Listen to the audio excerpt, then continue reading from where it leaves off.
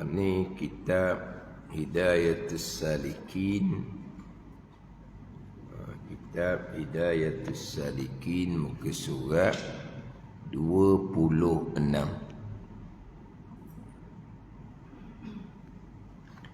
Baris yang ke-8 daripada atas. Surat 26, baris ke-8 daripada atas.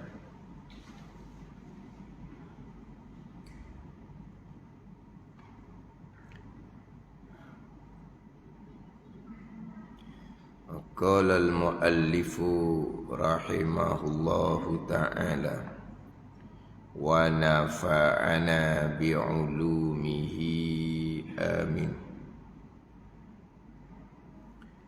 Maka engkau dapat dengan yang demikian itu. Yang demikian masghul, bersibuk engkau dengan hajatmu kerana berusaha atas belanja dirimu atau belanja anakmu atau isterimu, padahal sejahtera, yang selamat segala muslimin dari kejahatanmu. Akan darajah ashabil yamin, yakni orang yang diberi suratannya itu kepada kanan, seperti orang yang soleh, kerana engkau tidak dapat naik pada martabat mereka yang lalu itu. Dan inilah sekurang-kurang martabat pada maqam agama Islam. Maka engkau dapat dengan demikian itu, demikian perkara keempat itulah, akan darajah ashabil yamin, yakni orang yang diberi suratannya daripada masyar kepada kanan. Apabila diberi suratan, dia akan ambil dengan tangan kanan. Ini orang yang bahagia. Fa amma man utiya kitabahu biyaminihi fasawfa yuhasabu hisaban yasira. Allahumma ja'alna minhum. Orang yang diberi suratan amalan tangan kanan, fasawfa yuhasabu hisaban yasira, akan hisabkan hisab yang mudah-mudah, ringan-ringan dia. Ini orang yang bahagia. Mana ni? Ini yang keempat. Nak belajar di nafkah keluarga tak lepas. Nak wa amma sunnah, tak ada kesempatan sebab dia nak kerja nafkah keluarga. Nak tolong orang macam mana dia pun tak lepas lagi. Maka yang keempat ni dia bekerja. Jadi sekarang ni antara syuruk sampai ke zawal, gelincir matahari zuhur, tidak ada sembahyang melainkan 2 sembahyang saja, iaitu sembahyang sunat Isra' 2 rakaat, sembahyang sunat duha 8 rakaat. Jadi tengah tu apa pengisian dia? Maka Mazali pun datangkan 4 perkara. Pengisiannya 4 perkara. Yang pertama belajar ilmu yang memberi manfaat. Yang kedua pula memperbanyakkan amal-amal yang sunat dengan membaca Al-Quran, dengan berzikir, dengan tasbih, dengan selawat. Itu yang kedua. Kemudian yang ketiga pula, antara pagi sampai ke zuhur ni dipenuhi dengan membuat kebajikan pada muslimin yang lain. Tolong orang ramai, khidmat untuk orang ramai. Pada ni. Itu yang ketiga. Yang keempat ni memanglah nak belajar pagi-pagi ni dia kena nafkah keluarga. Buat ibadah sunat, dia nak nafkah keluarga. Dia yang keempat. Dia pun bekerja sebab tak dapat hidup. Nafkah kewajipan. Hak bekerja ni hak ilmu tetap. Hak amal sunat terpaksa ditinggalkan. Amal sunat tak apa. Nak khidmat pada orang ramai tak boleh kitanya. Orang pencing boleh lah. Kalau ada gotong royong, ada apa ke, dia terkehadapan, tak apalah. Belanja dia lebih daripada mencukupi. Duit dia banyak dah. Masa lapang dia banyak. Maka dia kalau gotong royong apa semua, dia sungguhnya. Pada ni. Ni hak yang ketiga. Ni tak mampu nak buat seumpama tu sebab dia kena bekerja. Dia pun bekerja. Tapi ilmu tidak boleh ditinggalkan. Ilmu kalau tinggalkan, habis ceritalah. Ilmu fardu ain. Tapi nak belajar sama-sama, tak boleh. Orang belajar sama-sama ni, kalau fardu ain, hak tulis je.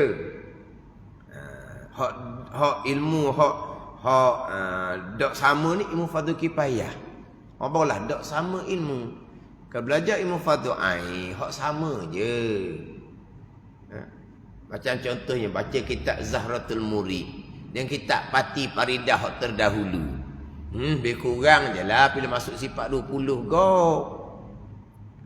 Ambil lah kitab mana pun sifat 20. Lebih kurang je lah. Faham tak ni Pak? Sifat 20, Pak tulis je. Sama juga.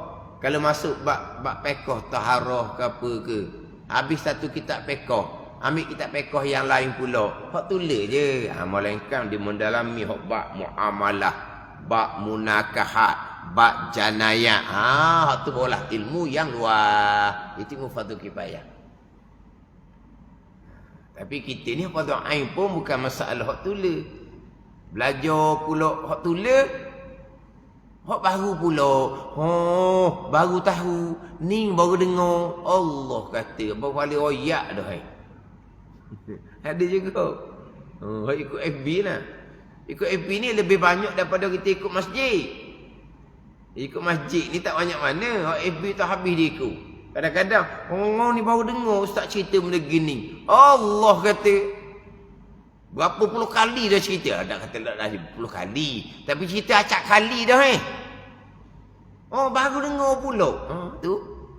Orang tua orang kali. Orang tua sungguh. Sedap ngajar orang tua. Sebab hak tulis semua. Bagi dia ilmu baru semua. Sebab apa dia tak ingat? Kalau ajar hak muda-muda, hak jadi cerdik, jemu dianya. Jadi hak tulis. Tapi kata ajar orang tua, laku. Ada laku? Lah. Gitu, baru dengar. Gitu, baru dengar. Baru dengar apa? Belajar apa tahun dah? Baru dengar. Baru dengarnya. Saya ingatlah. Ulang satu kali dah. Baru dengar. Sebab apa? Faham-faham je lah. Jadi ilmu asah tu tak boleh tinggal. Bekerja macam mana tak boleh tinggal ilmu asah. Kalau bekerja, walaupun untuk nafkah wajib keluarga, ilmu fardu ain ditinggalkan, tak ada nilai. Atau tak ada nilai tu. Sekarang, dia masrul dengan berusaha bekerja. Tapi dalam ni, padahal sejahtera segala muslim kesejahteramu, dan sejahtera mereka itu segala muslimin, daripada lidahmu dan tanganmu, dan sejahtera daripada agamamu, kerana engkau tidak berbuat maksiat. Kena kerja molek. Kalau kerja dengan orang ramah pula, jaga molek orang ramah daripada kejahatan kita sendiri. Jaga orang ramah daripada lidah, tangan. Lidah tu kena jaga.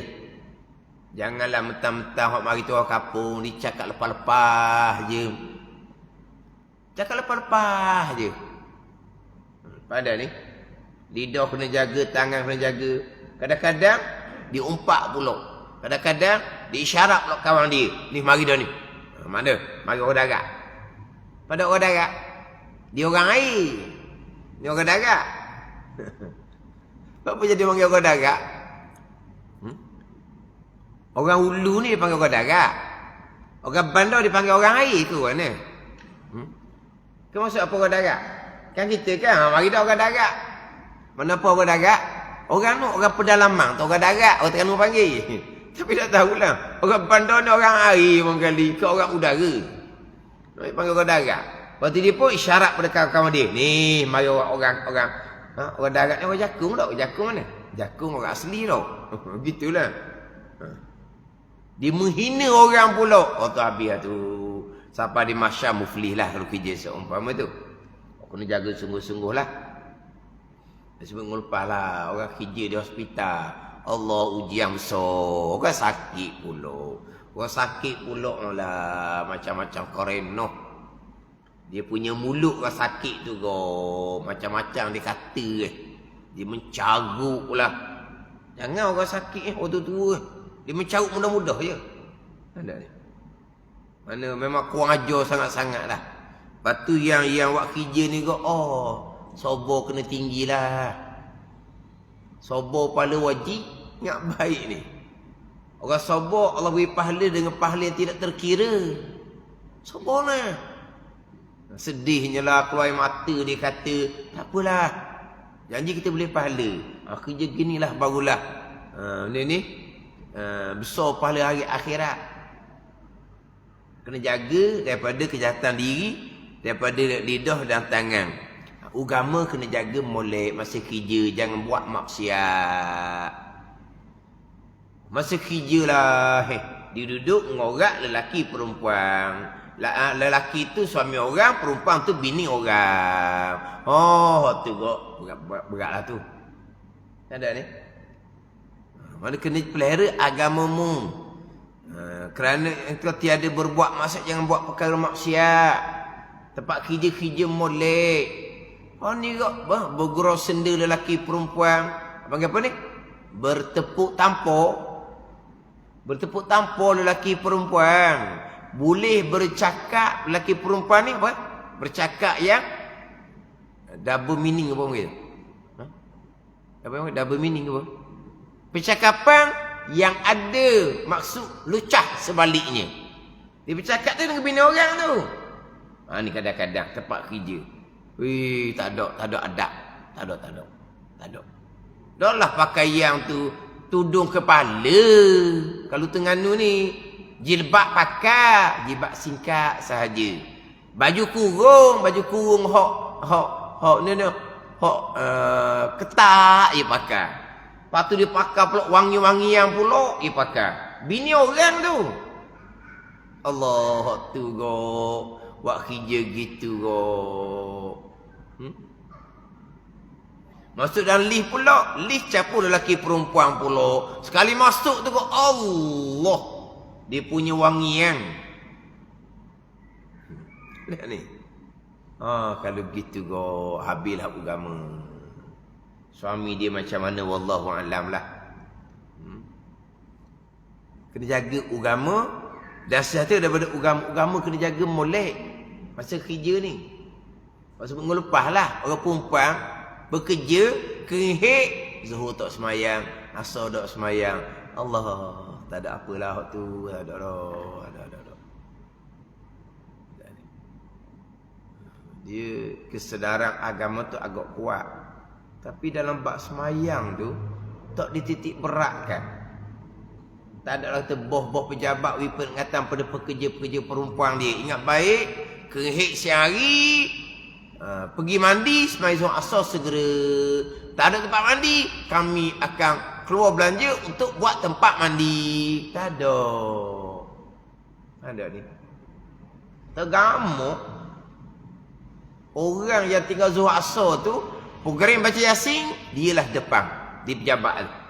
Program marhabang di depan di pejabat tu. Tapi dia juga zuhur asar tak semai berkehik. Tergamuk main bab agama. Kenapa dia mempermainkan agama? Jadi macam tinggal semai zuhur asar ni benda yang normal. Benda yang semua orang buat. Ada ni. Benda normal. Benda yang tidak ada kesalahan. Tak apalah nanti malam balik mandi semayang maghrib isyak. Hak parah laginya kamu qada zuhur dengan asar. So qada zuhur dengan asar. Qada lepas tadi kamu wajib dah semayang habis kamu tak semayang. Tak ada qada. Kena semayang pada waktu dia. Qada ni tertidur terlupa bahawa ada qada. Tinggal dengan sengaja siang hari zuhur asar. Malam nak qada. Ni kau ajaran apa gitu? Ini banyak ni. Ni sesuatu dara dia. Ni kau memang kisi-kini lah Mak Haji. Mak Haji dulu kerja. Tapi mana Mak Haji hak baik lah. Umrah. isteri kami puasa. Bukan barang-barang orang dah. Isteri kami puasa.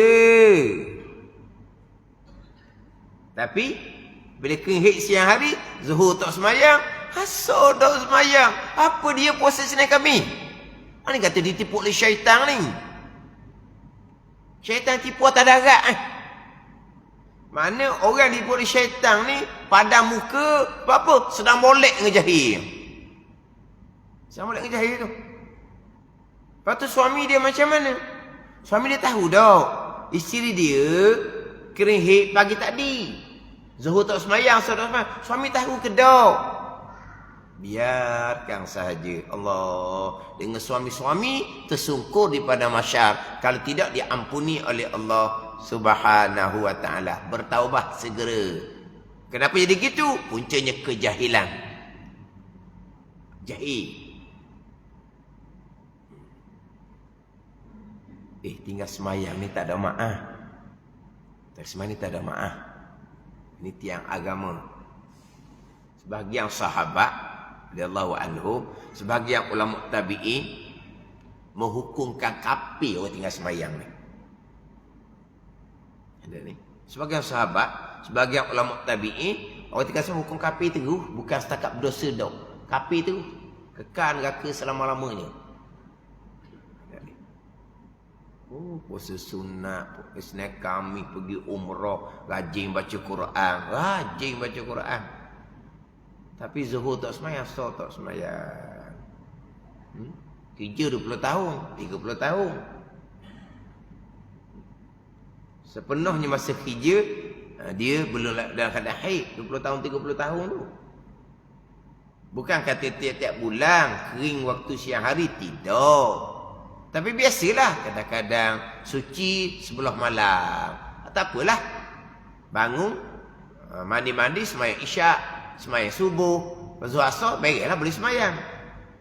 Tapi kalau kering pukul 8 pagi, 9 pagi, 10 pagi,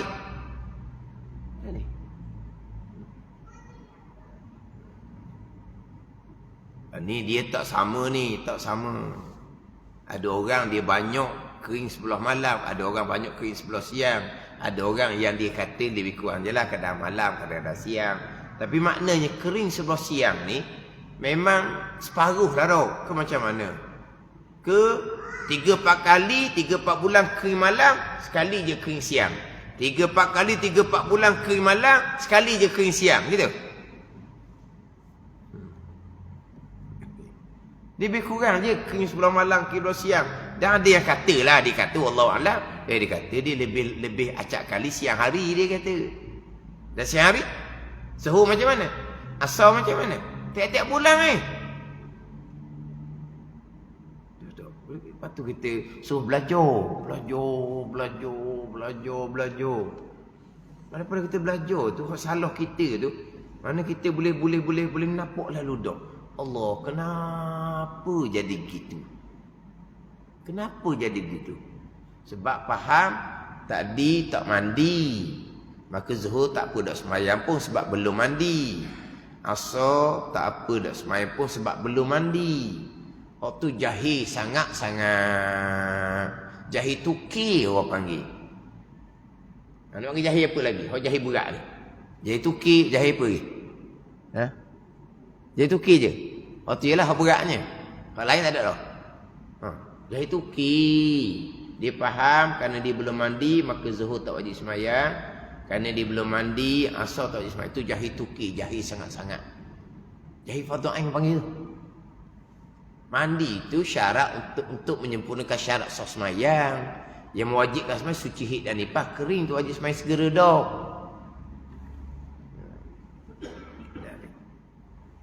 Ada orang yang tahu wajib, tapi orang ustaz tak tepat nak mandi, tu alasan yang tak logik sangat-sangat. Tak ada. Alasan tu tak logik. Kita di Malaysia tak ada tempat nak mandi, bukan alasan, bukan.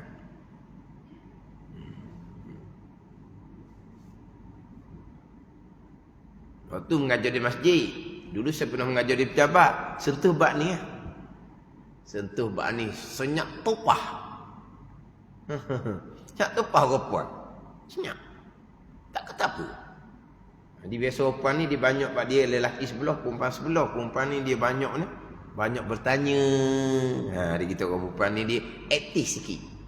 Dia aktif sikit. Mana dia orang lelaki tak ada pertanyaan. Orang lelaki ni jenis senyap je. Macam pandai je orang lelaki ni. Dia lelaki ni dia macam pandai senyap je. Orang perempuan hak banyak. Perempuan banyak. Jadi mudah kita nak mengajar. Sebab apa? Mana kita boleh susung nak hurah macam mana sebab daripada pertanyaan tu. Jadi kalau senyap payah kau nak cerita. Tapi dia setuh bak tinggal semayang ni, Zuhasa dok semayang ni, senyap. Tak ada seorang pun tanya. Senyap. Sebab apa? Kalau tanya kan, kamu dak semayang? Gitu kali malu nak tanyalah. Malu nak tanya. Sebab apa kalau tanya je? Walaha sama je. Dia panggil apa? TST. Tahu sama tahu. Aku dak semayang, mung pun dak semayang. Dia gitu dak dek je. Tak kata apa. Sebab apa? Aku nak kata ke mung pun tak boleh, mung nak kata ke aku pun tak boleh. Sebab apa? Sepetula je. Satu pejabat tu seorang pun tak semayang. Bayangkan. Hija kena jaga agama molek. Jaga agama molek. Lepas tu kata dia pihak yang berautoriti lah yang kena kehadapan perkara ni. Kan? Dia ada keluar buku panduan, wudu, solat, tayamum bagi pesakit. Macam ni lah. Keluarlah panduan.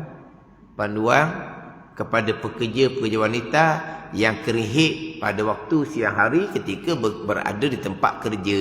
Beri panduan boleh. Lepas tu sebo mana-mana pejabat, mana-mana tempat-tempat perempuan yang ramai bekerja. Tambah sekali pula perempuan lebih ramai daripada orang lelaki. Pergi tempat-tempat Maiding ke, tu tempat-tempat ramai perempuan belaka tu. Pergi ke Sabasung ke, semua tempat ramai orang perempuan belaka tu. Tapi tempat-tempat seumpama tu, tengok-tengok dalam bilik tu kadang-kadang ada tempat yang ada tempat mandi. Ada. Selain duduk tandas dia ada tempat mandi. Mandi tu untuk pekerja dia wallahualam lah. Bab mandi untuk pekerja satu benda yang sangat simple. Sangat mudah nak buat. Cukup simple. Ada. Cukup simple. Untuk tempat mandi tidak ada satu masalah yang besar. Saya sudah katalah Ustaz syarikat kami kerja syarikat international. Toke dia Mak Saleh, toke dia Jepun, dia duduk tempat kita di negara umat Islam, kena ikut aturan kita lah. Sebab yang berkuasa agama kena pantau, kena pastikan. Pekerja mudah nak semayang. Pekerja mudah nak semayang. Orang duduk sibuk sekarang ni kan, hak cuti bukan hari Jumaat kena kerja dah. Macam-macam alasan timbulnya. Tidak ada larangan pun untuk bekerja hari Jumaat, tidak ada larangan. Tapi kamu nak cuti ke tak? Nak cuti. Kalau nak kerja je hari seminggu tak apa. Nak cuti ambil hari Jumaat. Jangan kira pada masa solat. Sebelum solat, kau sunnah-sunnah Nabi sebelum solat Jumaat ada. Waktu banyak ditinggalkan. Sebab nak cuti, pilihlah hari Jumaat. Gitu je lah. Yang mana negara umat Islam biasa dia akan cuti hari Jumaat. Sama ada Jumaat satu ataupun Khamis Jumaat. Ada tempat yang Khamis Jumaat. Ada tempat yang Jumaat satu. Apa nak fokus kepada ibadat. Tapi bukan kata agama melarang bekerja. Bukan. Dia ambil ayat. Fantashir fil ard tu. Allah. Apa benda lah nak pusing. Mana? Kena pastikan mana-mana tempat-tempat bekerja ada kemudahan untuk solat. Bukannya tempat solat. Bukannya tempat wuduk. Untuk kemudahan solat, tempat mandi wajib bagi perempuan yang kerihit di siang hari. Tulis molek di pintu tu, Bilik mandi untuk perempuan yang kerihit waktu siang hari. Tulis itu. Lepas tu, dia punya bos kena sentiasa peringat. Dalam tempat mandi tak ada orang mandi siang hari pejabat. Tak ada orang mandi. Tulis itu. Biar orang pun ingat. Aku kalau kerihit, ni, sini tempat mandi. Tu tak ada tu. Tu tak ada kemaafan. Dan pihak berkenaan memang kena titik berat sangat-sangat. Bab sembahyang pekerja dia. Kerana kalau sembahyang tak cukup, tak ada nilai pada agama, tak ada. Tua-tua nak amal sunat. Lah, makan di syaitan mudah-mudah je. Syaitan tipu mudah-mudah je. Ada orang jahil ni jadi bola bagi syaitan je. Orang jahil ni ikut syaitan nak sepak ke mana pun. Orang jahil ni menjadi bahan gelak ketawa syaitan. Orang jahil menjadi bahan gelak ketawa syaitan. Ingat baik. Tak ada nilai. Kerana kejahilan tak adalah tinggal semayang money, free. Tapi alhamdulillah kemudian bertaubat. Menangislah jawapan dia. Allah Maha Pengampun. Berarti situlah boleh nampak dah kedudukan ilmu agama yang wajib fardu ain nak pelihara agama. Nampak beragama dah semayang tak cukup, runtuh agama, campur agama ke belakang. Yang membezakan antara Islam dan kafir adalah sembahyang.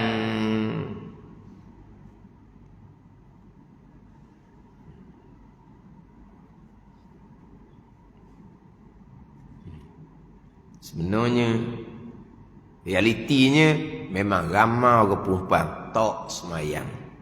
Zuhur asar boleh kerihit di siang hari. Realiti dia gitu. Ramai tak semayang. Ramai tak semayang. Kalau kerihit waktu asar tak apalah. Dia balik pukul 4, pukul 5 tu kadang-kadang dengan rumah tak lama perjalanan disempatlah mandi untuk solat asar tunai. Zuhur diqadak kemudian pun tak apa. Sebab dia kering pukul 5 petang. Kering pukul pada 10 petang. Itu tak ada masalah. Itu hok boleh balik sampai rumah sebelum maghrib boleh mandi lah. Tapi kalau dia jenis pukul 5, 5.30 baru keluar tempat kerja, jam pula sampai rumah lepas maghrib, tu kena cari tempat mandi dululah. Terus sembahyang asar. Qada zuhur kemudian tak apa. Tunai asar tu dahulu. Tapi kurang dititik beratkan. Maknanya saya tahu-tahunya bukan di tempat kita sahaja. Di tempat kita orang kuat semayang pun culah juga tinggal juga situ. Di tempat lain yang memang semayang tak berapa kuat mana, sama telah lah. Cerita khas semayang lepas kerihit zuhur asar ni bagi mereka satu benda yang melucukan. Ada? Seolah bagi mereka satu benda yang melucukan. Macam seolahnya agama apa gitu menyusahkan orang. Apa ada ni? Satu benda yang melucukan disenyum saja. Ada yang menyatakan bahawa itu agama yang menyusahkan. Agama Islam agama yang mudah. Mana pun mudah. Kalau kita kerihit di siang hari, lepas nak mandi, semayang lah, mudah. Atau mudah masuk neraka. Mudah tu, mudah masuk neraka. Ada yang anggap melucukan. Jadi main-main je bicara bab ni. Ada orang yang memang tolak. Dia kata agama tidak menyusahkan. Oh ni berat-berat belaka lah. Bekerja kena pelihara agama molek. Molek kerja betul-betul. Selamat segala musim daripada kejahatan kita. Selamat daripada lidah dan tangan kita. Agama kita pula selamat. Bekerja jangan buat maksiat. Maka engkau dapat dengan berkat itu. Hak bekerja tadi lah. Sejahtera segala muslimin akan darajah ashabil yamin. Yakni orang yang lebih suratangnya itu kepada kanan seperti orang yang soleh. Oh soleh tu. Kerana engkau tiada dapat naik pada martabat mereka yang dahulu itu. Nak naik martabat orang yang belajar sungguh-sungguh. Tak dapat. Nak naik martabat orang yang banyak buat amal sunat. Tak dapat. Nak naik martabat orang yang banyak tolong orang. Tak dapat.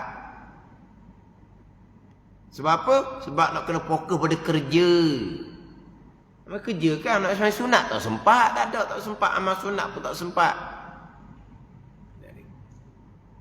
Tapi dengan bekerja tu mereka akan dapat seperti orang yang soleh juga.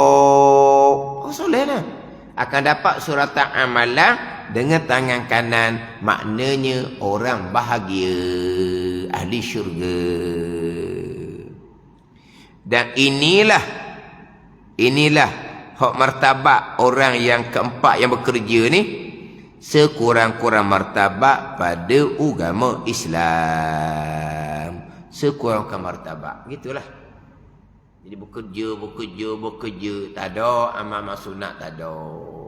Sembahyang pun sembahyang saja je. Wirid tak sempat. Nak baca doa pun tak sempat. Dah sibuk kerja ni. Sembahyang pun kadang-kadang tepi-tepi meja begitu je. Sembahyang pun kadang-kadang tak boleh nak awak-awak. Kena tengok-tengok keadaan kerja lah. Celah gitu je sembahyang. Sembahyang pun takkan sempurna. Sebab sembahyang dalam keadaan kesibukan. Ada ni. Sebelum sembahyang, tengok, penat, sibuk, pening kepala, banyak kerja.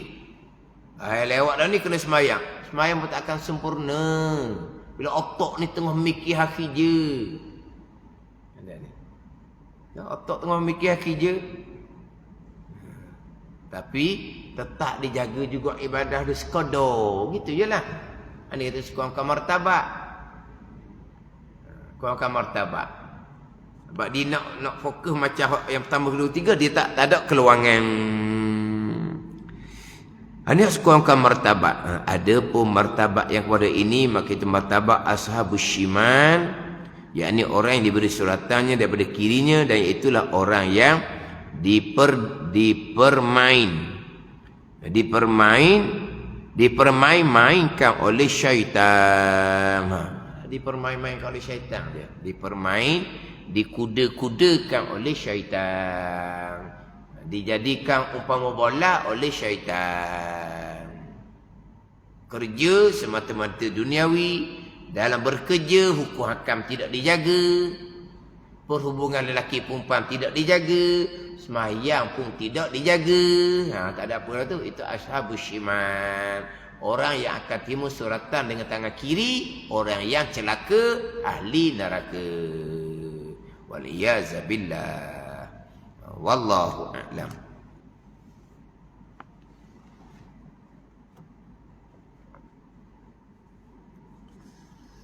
Ini kita Hidayatus Salikin, muka surat 60.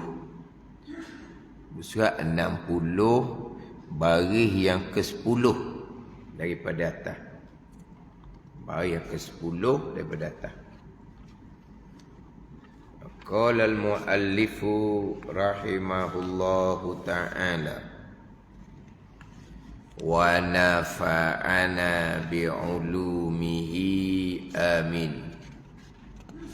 Ketiga, engkau peliharakan lidahmu daripada mengumpat-ngumpat akan orang. Ketiga, engkau peliharakan lidahmu daripada mengupak-ngupak. Ada mim tau. Mengupak-ngupak. Macam orang Terengganu dah ha. Ada mim tak? Mim nge peta je. Mengupak-ngupak, bukan mengumpat. Bahasa standardnya kena ada mim tau. Mengumpat. Ada tak? Mengupak-ngupak. Itu bahasa Terengganu. Macam Terengganu lah. Kita kena baca ikut kitab lah. Mengupak-ngupak akan orang. Ini pelihara lidah daripada ini pelihara lidah daripada perkara yang diharamkan. Yang pertama dahulu, pelihara lidah daripada berdusta, panjang berdusta. Yang kedua, pelihara lidah daripada menyalahi janji, mungkir janji. Ini yang ketiga, pelihara lidah daripada mengumpat. Mengumpat ni pun panjang ni. Mengumpat ni panjang. Yang keempat tu musuh sebelah tu yang keempat. Musuh sebelah, musuh 61. Baris yang ke 9 daripada atas. Keempat, engkau pelihara lidahmu daripada mirak, yakni mencela perkataan orang dengan membantahi akan dia. Itu yang keempat. Jauh tu. Jadi yang ketiga, yang keempat tu, yang tiga pusat 60, yang keempat pusat 61. Kalau kira baris dekat-dekat sama tu. Jadi maknanya yang ketiga ni satu muka surat pembicaraan bab pelihara lidah daripada mengumpat. Pelihara lidah daripada mengumpat. Yang dusta pun panjang, yang kedua tu pendek. Yang kedua, pelihara lidah daripada menyalahi janji, yang mana wajib atas kitanya menyempurnakan apa yang kita janji sekuasa-kuasa kita. Ada ni. Janji wajib kita sempurnakan janji kita sekuasa-kuasa kita. Tengok mudahnya buat janji ni. Kita janji dengan anak bini kita. Jangan buat janji gitu je. Janji apa ni? Nak. Ya, janji mudah-mudah je. Anak bini tunggulah yang dijanjikan oleh suami, oleh ayah tu. Bila nak tunai janji? Yang berjanji tu dah ingat-ingat. Dia janji tak berperuk orang panggil. Yang berjanji tu tak berperuk. Tak berperuk. Dia janji tu janji. Gitu je. Jangan gitu, haram tu. Memukri janji tu haram, dosa besar, ingat baik. Dusta haram, dosa besar. Mengumpat haram, dosa besar. Memukri janji haram, dosa besar. Tu dia datang kalau hadis yang terdahulunya. Orang ni ada 3 perkara ni. Orang munafik, sekalipun dia puasa, sekalipun dia semayang. Itu kita maklumlah. Yang pertama, bila berkata-kata dia dusta. Bila berjanji, diingkari janji. Diberi amanah, dikhianati. Ini 3 dosa besar belakang ni. Cakap, dusta, dosa besar. Berjanji, mungkiri, dosa besar. Diberi amanah, dikhianati, dosa besar. Ada salah satu dari 3 ni, munafik orang ni. Walaupun puasa, walaupun semayang. Kalau ada 3-3, bapak munafik lah. Tapi bukan munafik i'tiqadi lah, munafik amali. Bapak munafik amali. Bohong pun dia, mungkin janji pun dia, khianat amanah pun dia. Tapi manis-manis je bohong. Manis-manis je bukit janji. Hak bohong tu, yang tukang bohong mempermain-mainkan pula orang yang dibohongi. Maknanya seolah-olahnya, pada mukamu, mungkin nak tipu dia aku. Gitu seolah-olahnya. Jadi seolah-olahnya, cakap bohong tu nak jadi normalisasi dah. Mukir janji nak jadi normalisasi dah. Jadi benda tu benda yang tak ada apa dah. Hak mukir janji tak ada apanya. Jadi normalisasi, jadi tak apa. Kadang-kadang orang agama pun tutup benda gitu. Tu punahlah agama. Jadi cakap bohong akhirnya akan datang orang akan pandai cakap bohong. Akan datang orang pandai mukir janji. Akan datang orang pandai khianah amanah. Orang cakap bohong, orang mukir janji, jangan harap dia akan jaga amanah. Jangan harap. Orang khianah amanah ni dia boleh cakap sedap pula. Orang khianat amanah ni boleh cakap sedap pula bagi dianya. Terang-terang dia khianat amanah, dialah yang paling amanah. Sebab apa? Manusia pembohong, dia punya percakapan itu pandai. Pembohong, orang mungkin janji, tak sudah harap lah. Dia akan tunaikan mah, tak ada harap. Terkadang amanah tu dikhianati terang-terang, tak baik dianya. Mana pada kena tipu gitu je. Itu dosa-dosa besar belakang tu. Dosa-dosa besar belakang. Kita bicara tipu ni seorang dengan seorang. Kita bicara mungkin janji ni seorang dengan seorang. Bicara dipercayai, dikhianati sama kita je. Kalau kita tipu orang ramai, kita muka janji dengan orang ramai, kita khianat amanah orang ramai, itu tak ada benda lah tunya. Itu tunggu masa lah.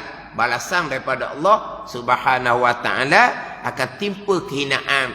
Atas dunia pun akan sudah timpa kehinaan orang yang seumpama ni. Akhirat dia dengan Allah Subhanahu wa ta'ala.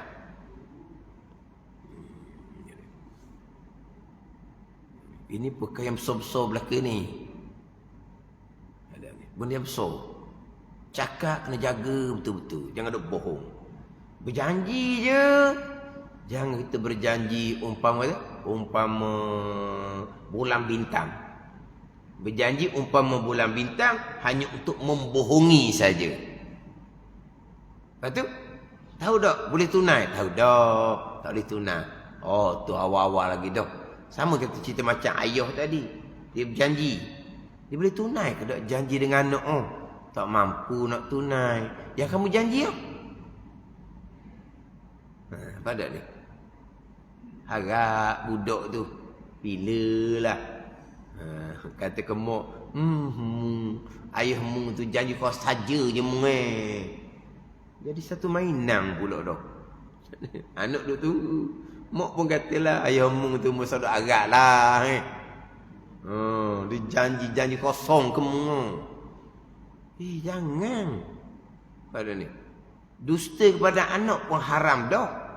Mungkin janji pada anak haram juga. Jangan. Jangan. Tak mampu jangan. Janji yang mana kita mampu tunaikan. Itu hak maksiat lidah yang terdahulunya. Dusta, lepas tu menyalahi janji. Janji kita kena tunai sekuasa-kuasa kita. Hidup kita sementara saja. Terkadang Allah bagi kedudukan istidraj daripada Allah Subhanahu wa ta'ala. Terkadang Allah bagi kedudukan. Allah nak menzahirkan sebenarnya cakap anda ni sebenarnya macam mana. Dapat satu-satu kedudukan memang qada qadar pegang kita. Tapi Allah qadakan bukan berarti Allah redha. Kadang-kadang istidraj daripada Allah Subhanahu wa ta'ala. Kita umur tua dah, masing-masing kita dah lama dah dengan kematian, kita pergi buat benda-benda yang menyebabkan berat siksaan pada hari akhirat. Atas dunia pun sama. Kadang-kadang akhirnya akan dihina oleh Allah Subhanahu wa ta'ala. Hidup sementara. Hidup sementara. Seorang matinya. Seorang mati. Kejar ke dunia, kejar pangkat dunia, jadi angkuh, jadi sombong, tak ada apa lah. Sampai pada masa mati tak ada beratlah orang-orang seumpama ni. Tu hak menyalahi janji. Ketiga, engkau peliharakan lidahmu daripada mengupak-ngupak akan orang. Kemudian apa dia mengumpat? Dia ada datang ke takrif mengumpat. Sebab dalam ni ada bicara mengumpat yang dibenarkan pada syarak. Ta'rif mengumpat, definisi mengumpat.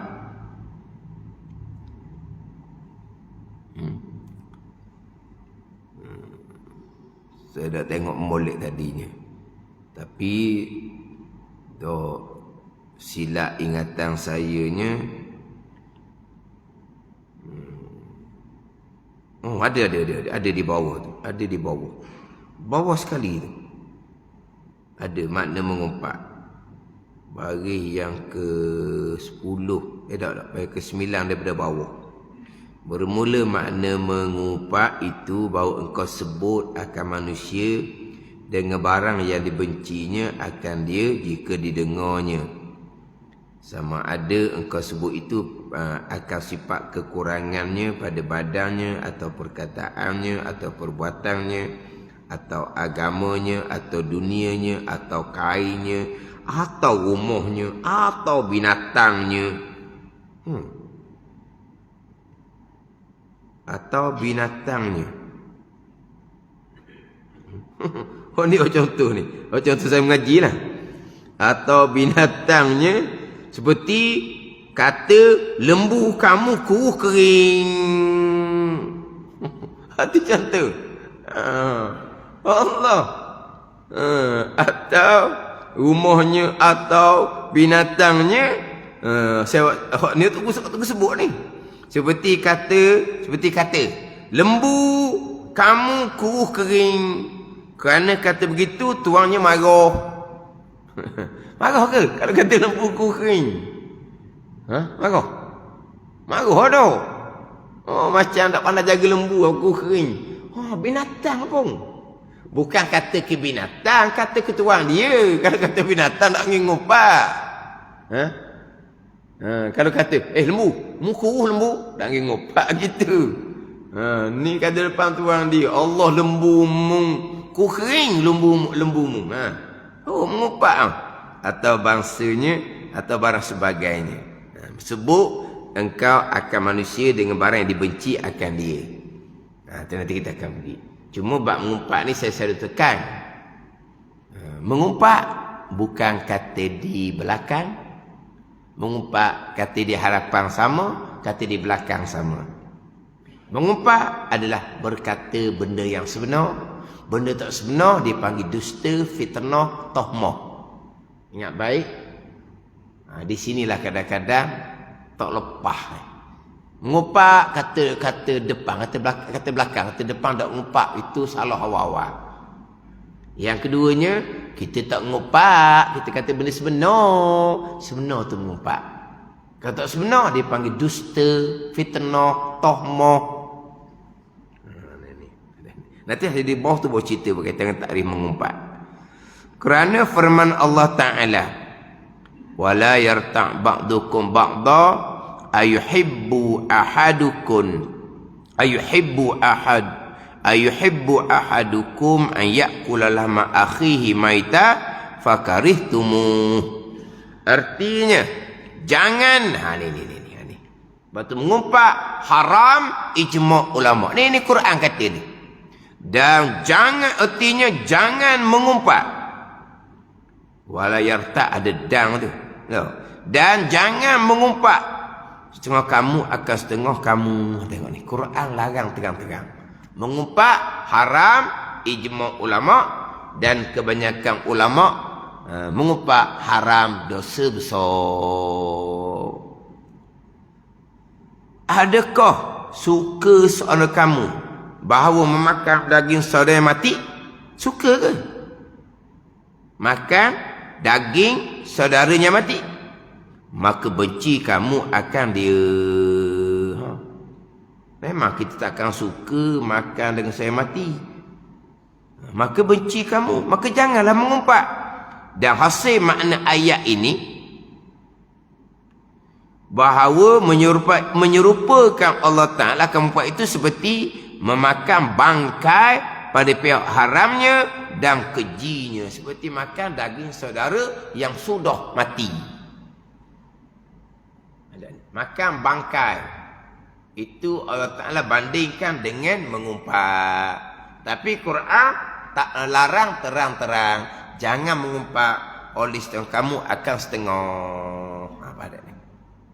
Mengumpat ni dengan perkataan, mengumpat dengan tulisan, mengumpat dengan isyarat, dengan aju, tu mengumpat belaka tu.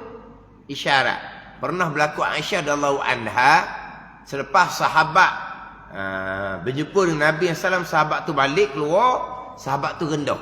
Maka Aisyah radhiyallahu anha isyarat dengan tangan, rendah. Mana pun rendah. Gini tak rendah, renek. Nabi SAW menyatakan engkau telah umpat akan dia. Aisyah radhiyallahu anha tak kata pun dia rendah, cuma isyarat. Ada ni. Sama tu lah pula aju. Yang kawan tu berjalan kecah. Apa? Kecoh. Lepas kawan tu keluar tempat tu, dia buat kecah. Oh tu lagi lah besar. Ngumpat tu. Kadang-kadang mengumpat ni dengan isyarat, dengan isyarat mata. Lihat. Dia isyarat mata. Mana apa? Ni. Orang mana mari ni? Orang kampung mana mari ni? Baju pun berkedut-kedut. Baju pun jeragak. Baju pun tak ada warna putih dah. Kalau orang perempuan lah. Tak ada warna putihnya. Kenyik-kenyik. Mari tempat orang-orang hebat-hebat. Dia kenyik-kenyik. Dia dah kata. Itu panggil mengumpat. Isyarat dengan mata itu haram. Dosa besar belaka. Dosa dengan anak Adam. Dosa dengan anak Adam. Tidak akan diampuni walaupun dengan haji mabrur. Wajib kena minta maaf. Tidak, bayar dengan pahala pada hari akhirat. Dan sabda Nabi sallallahu alaihi wasallam, iyyakum wal ghibata. Iyyakum wal ghibata fa innaha asyaddu minaz zina.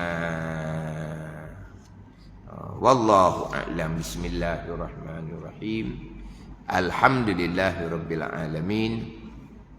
Wassalatu wassalamu ala sayyidil mursalin wa ala alihi wa sahbihi ajma'in. Allahumma ftah alaina futuhal arifin.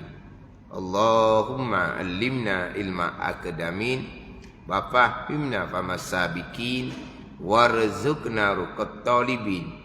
Allahumma zidna ilman wa alhiqna bis salihin. Wa sallallahu ala sayyidina Muhammadin wa ala alihi wa sahbihi wa sallam. Walhamdulillahi rabbil alamin.